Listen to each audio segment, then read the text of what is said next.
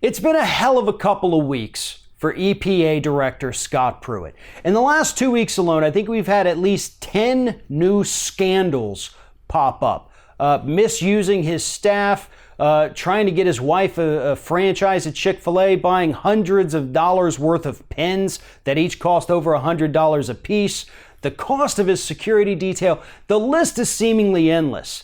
And a lot of these are actually illegal activities. And we'll get to that in a second. But I want to take a moment to talk to you about how truly disgusting Scott Pruitt truly is. Because one of the stories that came out this week about Pruitt was that he had a staff member, while being paid by U.S. taxpayers, go out and do his personal bidding. And that bidding was to look into buying a used mattress from Donald Trump's hotel.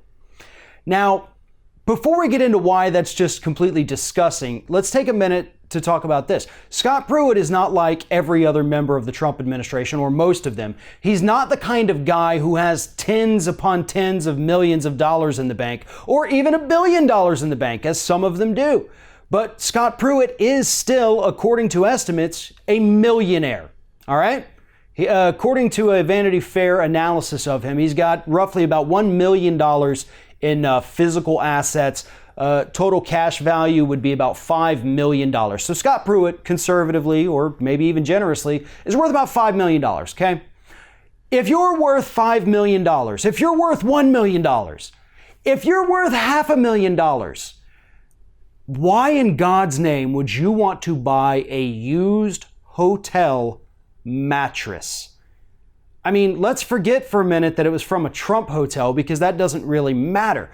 The point is, this guy, who is a millionaire, wanted to buy a used hotel mattress, and he had his staffer go look into how to do that.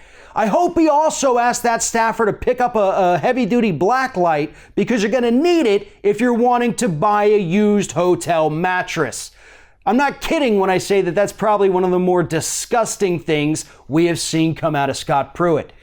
But really, though, the heart of the issue, humor aside, is the fact that what Scott Pruitt has done by sending his staffer out there during work hours on the taxpayer's dime, that is illegal. That is 100% unequivocally illegal. We also found out on Thursday afternoon that Scott Pruitt also had his security detail drive him around to different Ritz-Carlton hotels so that he could pick out a certain kind of hand lotion that he liked that apparently was only available at the Ritz-Carlton. So between the lotion and the disgusting mattresses, the pens, the soundproof security room for his phone booth, the first class travel, the cost of his security detail, the list is seemingly endless.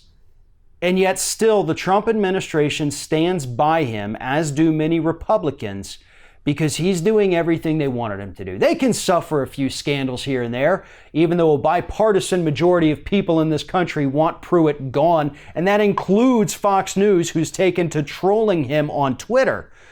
But as long as Pruitt continues to deliver these minor little scandals, no matter how humorous or disgusting they may be, they'll suffer through those, because he is the guy who's hoping to destroy the environment on behalf of corporate America.